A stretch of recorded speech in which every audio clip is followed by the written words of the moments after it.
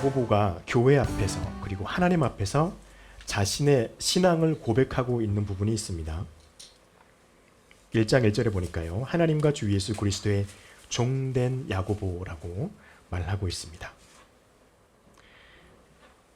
여기서 야고보는요.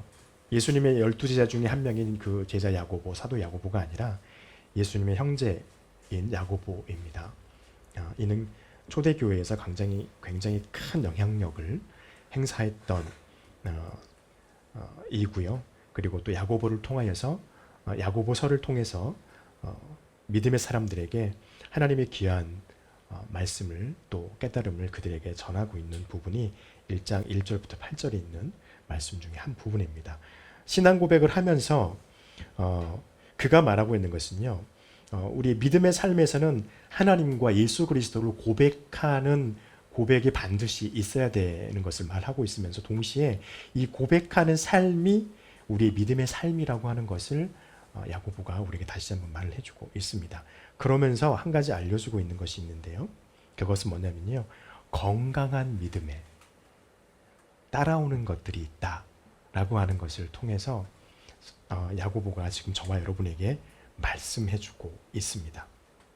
건강한 믿음이라면 꼭 따라오는 것이 있는데 가장 먼저 2절에서 말합니다. 형제들아 너희가 여러 가지 시험을 당하거든 이라고 말합니다. 여러분 건강한 믿음의 삶에는요 항상 시험과 시련이 따라옵니다. 그 사람이 믿음의 삶을 살아가고 있는데 시험과 시련이 따라오지 않는다고 하면은 그 사람의 믿음이 너무 좋든지 아니면 뭔가 믿음이 지금 힘을 잃어가고 있는 것이라고 볼 수 있습니다. 여기서 말하고 있는 너희에게 여러 가지 시험이 오거든이라고 말하는데 이 시험에는요 두 가지가 있습니다. 여러분 아마 잘 아실 겁니다. 첫 번째는 유혹입니다. 이 유혹은 우리의 믿음을 쓰러뜨리고 와해시키려고 하는 사탄의 시도들입니다. 그래서 이 믿음의 유혹은요 늘 와요. 믿음의 생활을 예수님을 알고 그 예수님을 이제 믿기 시작하고 예배하고 찬양하고 기도하는 삶을 시작한 지 얼마 되지 않은 분들에게는 사탄의 유혹이 아니라 시험으로 옵니다. 성경에서 예수님이 말씀하시고 있는데 우는 사자같이 그렇게 와요. 겁이 나거든요. 그런데 믿음을 고백하고 예배하는 삶이 오래되면 오래될수록 사탄은요 우는 사자와 같은 시험을 잘 하지 않습니다. 여우와 같이 이렇게 우리의 삶에 살며시 들어와 가지고 우리를 이렇게 유혹하는 걸 하는 사탄의 시험들이 있는 것이죠. 왜 그럴까요? 사탄은요 우리가 하나님을 예배하는 것을 굉장히 싫어합니다. 우리가 알고 있는 것처럼 그는 이미 멸망을 받기로 예정된 자고 멸망받을 자예요. 그래서 그는요 우리나라에 있는 말과 같이 물귀신 작전을 피는 겁니다. 끌고 들어가야 되는 거야. 하나라도 더 나와 같이 멸망의 길로 갈 수 있는 사람들을 찾고 그 사람을 찾으면요 믿음의 사람과 믿지 않는 사람을 물불을 가리지 않고 그렇게 합니다. 그래서 하나님을 예배하는 것을 포기하게 만듭니다. 여러분 믿음의 삶의 정점은 어디에 있습니까? 예배에 있거든요. 그것을 하지 못하도록 만들어요. 대표적인 사람이 한 사람 나옵니다. 성경에 욥입니다. 욥기서 1장 9절부터 11절의 말씀을 보면은 사탄이 물론 하나님이 사탄을 불렀죠. 그리고 욥을 자랑해요. 얼마나 의로운 사람인지. 그랬더니 그때 사탄이 하나님께 이렇게 말해요. 사탄이 욥에게 대답하여 이르되 욥이 어찌 까닭 없이 하나님을 경외하리이까. 주께서 그의 집과 그의 모든 소유들을 울타리로 두신 때문이 아니니까 보호하고 있다는 것이죠. 주께서 그의 손으로 하는 모든 바에 복을 주셔서 그의 소유물이 땅에 넘치게 하셨음이지 않겠습니까? 복을 주셨기 때문이라는 것이죠. 그러면서 하는 말이 이제 주의 손을 펴서 그의 모든 소유물을 치소서 그리하면 틀림없이 주를 향하여 욕하지 않겠습니까? 사탄은요 현재도 저와 여러분을 욥에게 하듯이 이렇게 합니다. 그래서 저와 여러분의 삶 가운데 결핍이 있게 만들어요. 물질의 결핍이 있고 여러 가지 많은 어려움들이 닥쳐오게 만들고 뭔가 부족하게 만들고 우리의 만족을 채우지 못하는 것 때문에 하나님을 향한 예배를 포기하도록 만들어요. 그래서 막 나가서 일하게 만들고, 그렇죠? 물론 회사의 환경 때문에 주일날 나가서 일하는 수밖에 없는 분들이 분명히 있죠. 그런 분들 말하는 게 아닙니다. 그렇지 않음에도 불구하고 그렇게 만드는 게 사탄이라는 것이죠. 얼마 전에 유튜브에서 아주 짧은 짤이었는데 대한민국 가장 나쁜 게 무엇이라고 생각하십니까? 라고 했더니 어떤 청년 하나가 이렇게 말을 하더라고요. 대한민국은 돈에 미쳐 있는 것 같습니다. 이런 말을 하는데 공감이 왔어요. 여러분, 사탄은요 그렇게 우리의 시각을 흐트리게 만듭니다. 그래서 우리의 결핍, 우리의 부족한 것을 어떻게 해서든지 채워야지, 뭐 하고 있니?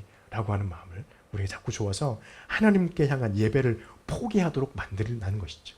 어떨 때는요 시간과 물질의 여유를 우리에게 주어서 그 여유로운 것을 통해서 우리가 우리 시간 중에서 하나님을 향한 시간이 분명히 있는데 그 시간까지도 빼서 너 자신을 위해서 써야지.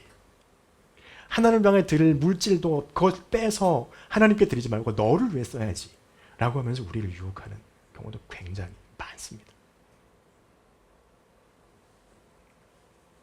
이렇게 하는 목적은 딱 한 가지예요. 하나님으로부터 멀어지게 하기 위함입니다. 그러면 사탄의 작전은 성공한 거예요. 그러나 우리는 잊지 말아야 될 게 하나 있습니다. 사탄의 유혹에 넘어간다면요, 그 다음에 하나님께서 우리를 징계하실 것이라는 것입니다. 둘째는 우리의 믿음의 확신을 위해서 감내해야 될 시험입니다. 이 시험은 믿음의 사람으로 하여금요, 하나님을 향한 믿음을 증명하기 위한 삶의 한 부분입니다. 그래서 어떤 사람은 시험 당하지 않기를 원하잖아요. 근데 시험은 반드시 당하게 돼 있어요. 하나님도 우리를 시험하십니다. 뭘 위해서요? 내 믿음이 진짜인지 아닌지를 하나님께서 아시기 위해서입니다.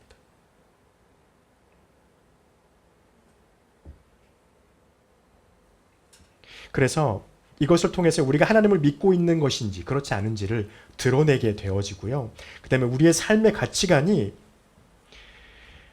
어디에 있는지를 보게 되는 것입니다. 그래서 그 가치관이 믿음 안에 가치관이 세워지게 된다면 그 사람의 삶에는 반드시 변화가 일어나게 되어지죠. 그래서 이 시험들이 우리의 삶의 변화를 촉진해요. 그래서 시험이 다 나쁜 건 아니지. 시험은 정말 우리에게서 우리의 믿음을 증명하고 우리가 살아있는지 내 믿음이 건강한 것인지를 자꾸 체크할 수 있도록 하게 하나님께서 해주시고 우리의 삶이 변화될 수 있는 원동력으로 하나님께서 우리를 시험하시기도 하신다는 것입니다.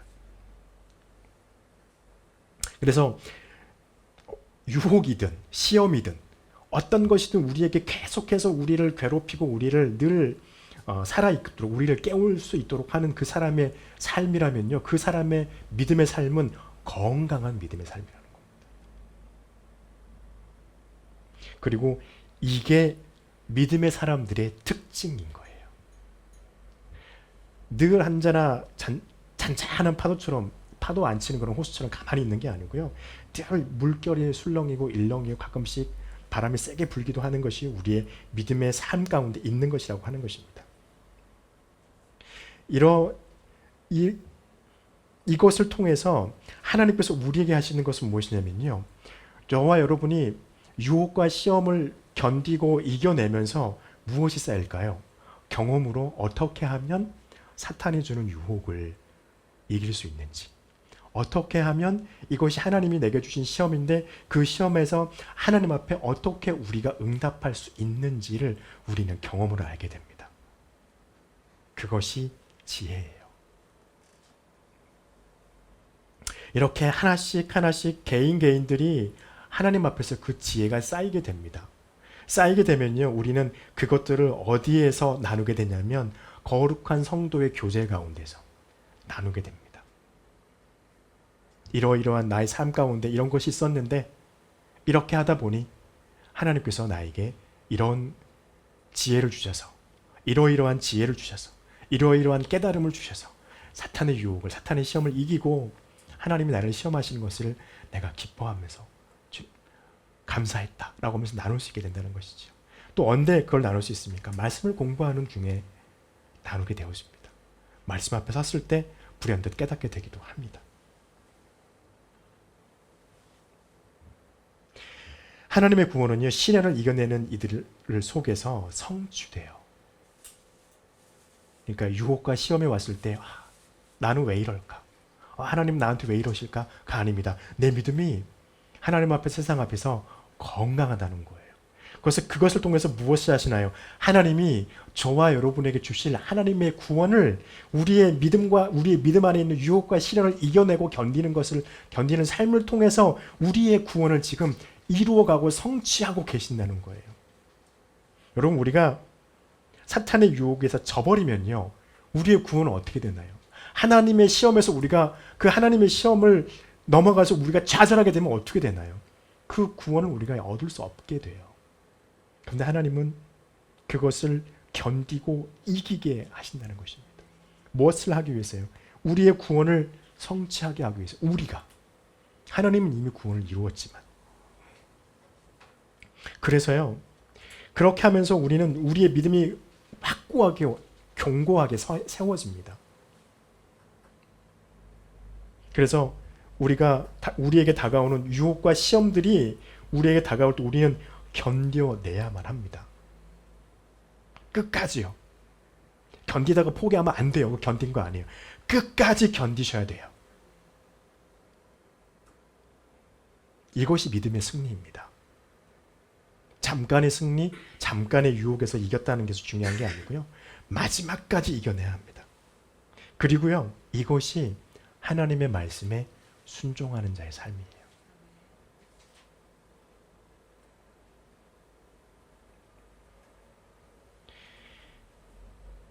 2절에 보니까 그렇게 말하잖아요. 너희가 여러 가지 시험을 당하거든 온전히 기쁘게 여기라. 왜요? 왜 기쁩니까? 내 믿음이 건강한 거예요. 시험이 오는 거니까. 내가 아직 사탄에게 넘어가지 않은 거예요. 사탄이 그래서 나를 유혹하는 거예요. 내 믿음을 더 크게 하기 위해 하나님께서 내 믿음을 시험하시는 거예요. 기쁜 거잖아요. 좋은 일인 거예요. 이를 통해서 하나님께서 우리로 믿음의 인내를 가지라고 3절에 그러죠. 이는 너희의 믿음의 실현이 인내를 만들어 내는 줄을 너희가 알미라. 왜 인내가 중요할까요? 믿음의 인내는요, 하나님께서 찾으시는 열매를 맺게 하시기 때문입니다.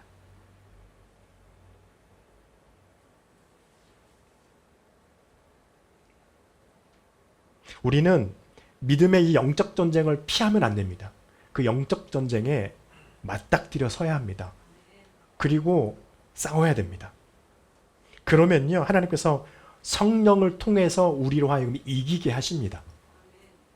우리가 이기는 거 아니에요. 성령이 우리에게 오셔서 우리로 그것을 이기게 하십니다. 그 이기는 삶을 통해서 어떻게 버릴까? 자연스럽게 하나님께서 원하시는 열매가 우리 가운데 맺어지게 된다는 겁니다. 근데 여기서 중요한 건요, 우리의 삶에 맺어지는 열매는 그저 그런 열매가 아니에요. 하나님께서 엄선해서 맺게 하신 열매라는 거예요. 우리 그 열매 뭔지 압니다. 갈라디아서 5장에서. 성령의 열매는 사랑과 희락과 화평과 오래 참음과 자비와 양성과 충성과 온유와 절제니. 이것은 성령을 통해서만 우리에게 열릴 수 있는 열매입니다. 우리를 유혹하는 사탄의 유혹, 하나님의 시험을 하나님의 성령 안에서 우리가 이겨냈을 때 우리의 삶 가운데 맺어지는 열매입니다. 여러분, 이거는 인내를 통해서 맺어져요. 노아를 보세요. 하나님께서 홍수가 날 거라고 외치라고 하니까 외쳤잖아요. 성경에 보면 비가 왔나요? 비 한 방울도 내리지 않았습니다. 얼마나요? 100년이 넘게. 근데 그는 외쳤고 산꼭대기에다가 배를 지었습니다. 결국엔 이루었죠. 모세를 보십시오. 광야 40년 동안에 얼마나 힘들었습니까? 광야의 날씨도 힘들어 죽겠는데 이스라엘 백성들이 얼마나 못 살게 굴었습니까? 그런데도 그들을 위해 중보하고 참고 하나님과 이스라엘 백성 사이에서 기도했던 결국은 어떻게 됐습니까? 이스라엘 백성들을 가나안 땅으로 인도하는 역사를 이루어요. 요셉 보세요. 그가 꿈을 꿨잖아요. 12별이 자기에게 절해요. 12곡식단이 자기에게 절해요. 형제들이 아버지가 막 화를 냈죠. 그런 꿈을 꿨는데 그는 어떻게 됐습니까? 자기 형제들에 의해서 노예로 팔려가요. 그 꿈은 다 어디로 가고 노예로 팔려갑니다. 노예로 팔려가서 거기 있더니 보디발의 아내가 자기를 유혹해서 유혹 안 당하려고 도망쳤어요. 그리고 감옥에 갔습니다. 참. 하나님이 자기에게 주신 꿈은 어디로 가고 감옥에 갇힌 시사가 됐습니다. 그런데 결국에는 그가 참고 하나님 앞에 기도하고 인내했더니 어떻게 됐습니까? 애굽의 총리가 되잖아요. 이 믿음의 인내는요, 우리를 완전함 속으로, 우리의 믿음의 성숙함으로 우리를 이끌어갑니다. 그리고 이것이 우리가 가져야 될 우리 믿음의 삶의 방향입니다. 그래서 우리의 믿음이 건강하기에 우리에게 늘 시험과 유혹이 옵니다. 그 안에서 저와 여러분이 인내하시기를 간절히 축복합니다. 또요, 건강한 믿음은요, 어떤 것을 알아야 되냐면 우리가 뭔가 부족하다는 것을 깨닫는 믿음은 건강한 믿음입니다. 4절 말씀에 보면요, 인내를 온전히 이루라. 이는 너희로 온전하게 구비하여 조금도 부족함이 없게 하리라 말씀하시면서 5절에서 말하기를 너희 중에 누구든지 뭐가 부족하면요, 지혜가 부족하거든 라고 말하죠. 너희 중에 누구든지 지혜가 부족하거든 이라고 말합니다.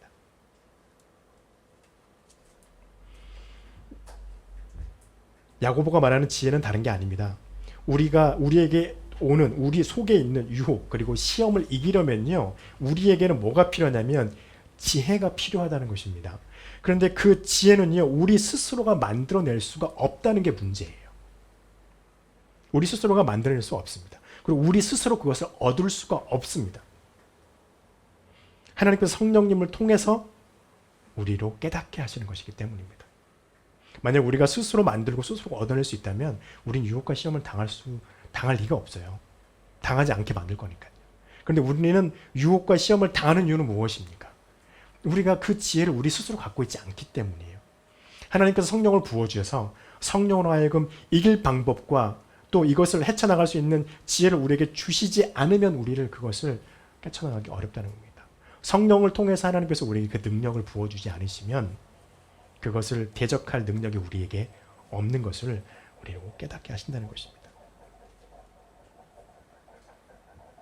그래서 하나님께 우리는 기도해야만 해요. 유혹과 시험에서 이기게 하는 일은요, 우리가 하는 일이 아닙니다. 하나님이 하실 일이에요. 하나님이 하실 일이시기 때문에 우리가 기도하면서 하나님의 성령의 임재가 우리에게 임했을 때 우리는요, 유혹과 시험을 버틸 수 있게 되고요, 이겨낼 수 있는 지혜를 얻을 수 있게 됩니다. 그러면서 바울이 이렇게 우리에게 말합니다. 고린도전서 2장 10절부터 12절 말씀인데요. 오직 하나님의 성령으로 이것을 우리에게 보이셨으니 성령은 모든 것 하나님의 깊은 것까지 통달하시느니라. 사람의 일을 사람의 속에 있는 영 외에는 누가 알리요? 이와 같이 하나님의 일도 하나님의 영 외에는 아무도 알지 못하느니라. 우리가 세상의 영을 받지 아니하고 오직 하나님으로부터 온 영을 받았으니 이는 우리로 하여금 하나님께서 우리에게 은혜로 주신 것들을 알려주려 하심이라. 하나님이 우리 안에 우리를 위한 지혜를 가지고 계십니다. 우리를 위한 능력을 갖고 계십니다. 그것을 우리에게 주시길 원하세요. 그런데 그럴 때 우리에게 필요한 것은요, 하나님의 성령의 임재가 필요하다는 것입니다. 마찬가지입니다. 건강한 믿음 갖고 있는 사람은요, 내가 지혜가 부족하구나 라고 하는 것을 깨닫는 사람이라는 것이에요. 그래서 우리는 무엇 해야 됩니까? 기도해야 합니다. 기도할 때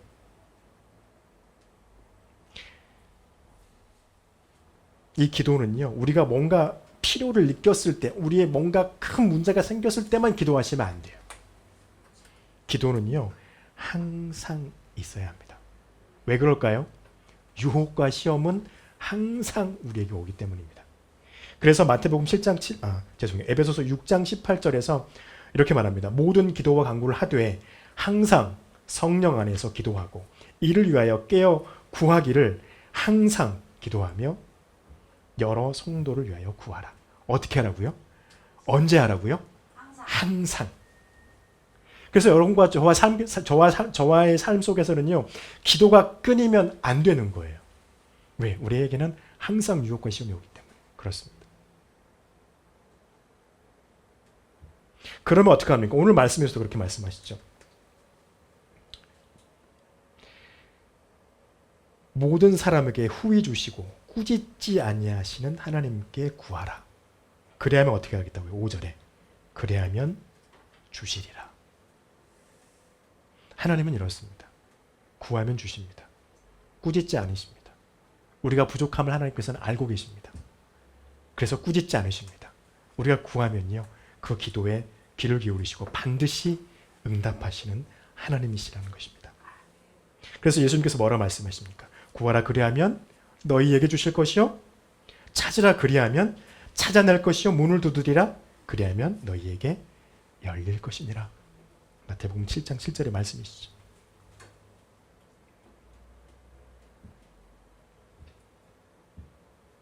여러분, 이것은요, 시련과 고난을 견딜 수 있는 그런 힘과 능력은요, 우리가 가지고 있는 우리의 성질, 어떤 사람은 막 활달한 성질이 있고, 어떤 사람은 뭐 굉장히 다혈질인 사람이고, 어떤 사람은 굉장히 내성적인 성질이 있잖아요. 성질이나 그 사람의 성품과는 아무 상관이 없어요. 그 사람은 잘 참으니까, 잘 참는 성질과 성품이니까 잘하겠지? 아니요, 그렇지 않아요. 아무리 잘 참는다 그래도 유혹과 시험을 이겨내는 건 어려워요.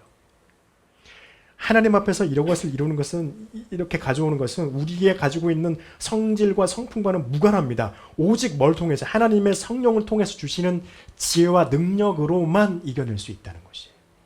그래서 우리는 기도해야 되고, 그래서 우리는 그것을 얻을 수 있도록 하나님 앞에 구해야만 합니다. 그리고 아까도 말씀드린 것처럼 기도할 때 어떻게 하라고요? 6절에 있는 말씀. 오직 믿음으로 구하고 조금도 뭐 하지 말라고요? 의심하지 말라. 의심하는 자는 어떤 사람과 같다고요? 바람에 밀려 요동하는 바닷물결과 같다. 여러분, 기도하실 때 응답에 확신하시기 바랍니다. 하나님 반드시 응답하십니다. 이 하나님의 응답에 확신이 우리에게 없으면요, 요동하는 바닷물결 같다라고 말합니다. 여러분, 그곳에는 무엇이 없을까요? 요동하는 바닷물에는 무엇가 없을까요? 평안이 없습니다. 그러면요, 우리가요, 하나님 앞에 기도하고 그 기도에 대한 응답의 확신을 갖지 못하면요, 기도를 했는데 계속 우리는 불안해요. 기도를 했는데 계속 뭔가 나를 편안하게 내버려두지 않아요. 가장 어려운 부분인 것 같습니다. 기도했을 때 우리는요, 야곱이 말하고 있는 것처럼 조금 더 의심하지 않고 주님이 반드시 응답하실 것을 믿는 믿음을 가지고 있어야 합니다. 이사야는 이렇게 말해요. 입술의 열매를 창조하신 자 여호와가 말하노라. 누구라고요? 입술의 열매를 창조하신 자. 따라해 보시겠습니다. 입술의 열매를 창조한 자 여호와가 말하노라. 할렐루야. 여러분이 예수 그리스도 이름으로 기도하면은요, 입술의 열매를 창조하신 하나님께서 여러분에게 응답하실 것입니다. 이사야서 57장 20절의 말씀이세요. 말씀하시기를 입술의 열매를 창조한 자 여호와가 말하노라. 먼 데 있는 자에게든 가까운 데 있는 자에게든 평강이 있을지어다. 평강이 있을지어다. 내가 그를 고치리라 하셨느니라. 여러분, 폭풍 가운데 물에 빠져갔던 사람은 기억하실 겁니다. 주님께서 물 위를 걸어오실 때 베드로 포함한 제자들이 예수님이 유령인 줄 알고 두려워하다가 베드로가 그렇게 예수님께 요청하죠. 주님이시거든 나로 명하여서 물 위를 걸어가게 해주십시오. 어떻게 했습니까? 그래서 주님께서 걸어오라 그랬어요. 그 베드로가 거기에서 진짜로 그 폭풍우 치는, 여러분 폭풍우 치는 바다 가보셨죠? 육지에서 바라보는 바다는요 그렇게 무섭지 않아요. 근데요 물에 내가 빠졌다고 생각해 보세요. 내 머리 위로 1m짜리 파도가 친다고 생각해 보세요. 숨 못이 죽는 거예요. 무서워요. 굉장히 무서운 거죠. 그런데 그곳을 보고 있음에도 불구하고 베드로가 발을 내딛죠. 잘 걸어가다가 어떻게 됩니까? 마태복음 14장에 보니까 마태복음 14장 30절에 이렇게 기록해요. 바람을 보고 무서워 빠져가는지라. 베드로가 뭘 봤어요? 바람을 봤습니다. 베드로가 본 것은 여기서 바람이라고 표현했겠지만 엄청나게 높이 솟아있는 그 새카만 파도를 봤을 거예요. 엄청나게 부는 바람도 느꼈을 겁니다. 파도 소리 얼마나 어마무시합니까? 물결이 자기가 내딛는 그 물 위가 막 출렁이는 게 아니라 자기를 잡아삼킬 듯 다가오는 파도를 보았을 겁니다. 그게 눈에 보이자마자 어떻게 됐어요? 그가 물에 빠져가기 시작합니다. 여러분, 우리의 기도가 그렇다는 거예요. 기도했을 때 주님만 바라봐야 합니다. 응답하실 분만 바라봐야 합니다. 옆을 보면 빠져요. 옆을 보면 의심하게 되고 옆을 보면 마음의 걱정, 근심이 더 쌓이게 되고 기도했는데도 왜 이럴까? 이러면서 소위 권사라는 사람들, 장로라는 사람들이 점집에 들어가는 거죠. 귀신한테 물어보고 자빠져. 그런단 말이에요. 믿음이 없어서 그런 거예요. 여러분, 주님의 응답은요 모호하지 않습니다. 확실합니다. 주님이 응답하시는 것은요 저와 여러분을 시험하기 위해서가 아니에요. 우리의 믿음의 승리를 위해서 주님이 응답하시는 것입니다. 그래서 반드시 응답하셔야 돼요. 왜냐하면 내 믿음이, 우리의 믿음이, 저와 여러분의 믿음이 세상 앞에서 승리해야만 하거든요. 그게 하나님의 뜻이거든요.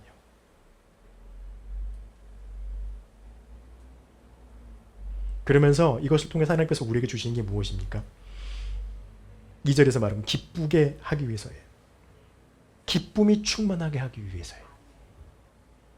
요한복음에서 주님이 이렇게 말합니다. 그날에 너희가 아무것도 내게 묻지 아니하리라. 내가 진실로 진실로 너희에게 이르노니 너희가 무엇이든지 아버지께 구하는 것을 내 이름으로 주시리라. 지금까지 너희가 내 이름으로 아무것도 구하지 아니하였으나 구하라. 그리하면 받으리니 너희 기쁨이 충만하리라. 여러분, 기도하여서 하나님의 응답하신 이유는 무엇입니까? 하나님을 나타내시는 것도 큰 하나님의 뜻이지만 저와 여러분의 삶 가운데 하나님으로 인한 기쁨이 충만하게 하기 위해서입니다. 이 기쁨을 누리는 저와 여러분 되시길 바라요. 그래서 성경은 오늘 말씀을 8절에서 뭐라고 합니까? 두 마음을 품지 말라. 기도하고 의심하는 자는 어떤 사람이라고요? 두 마음을 품고 있는 사람이라는 것입니다. 하나님의 응답에 확신하시기 바랍니다. 그리고 거기에는요 우리의 믿음의 삶을 통하여서 내 믿음의 공동체 안에 하나님께서 원하시는 것을 이루기 위한 것이라고 하는 것을 확신하시기 바랍니다. 그리고 거기에 다른 것을 더하는 게 두 마음을 품는 거예요. 어렵습니다. 쉽지는 않습니다. 그러나 우리는 할 수 있어요. 우리는 못하지만 하나님의 성령은 우리로 하여금 하실 수 있게 하실 것이기 때문입니다. 그래서 하나님의 뜻이 우리 가운데 이루어지기를 위해서 기도하고 또 우리에게 부족한 지혜를 얻기 위해서 하나님께 기도하는 삶을 여러분과 제가 그 믿음의 삶으로 살아가기를 축복합니다. 그래서 우리의 삶이 건강한 믿음의 삶이 되기를 축복합니다. 기도하겠습니다.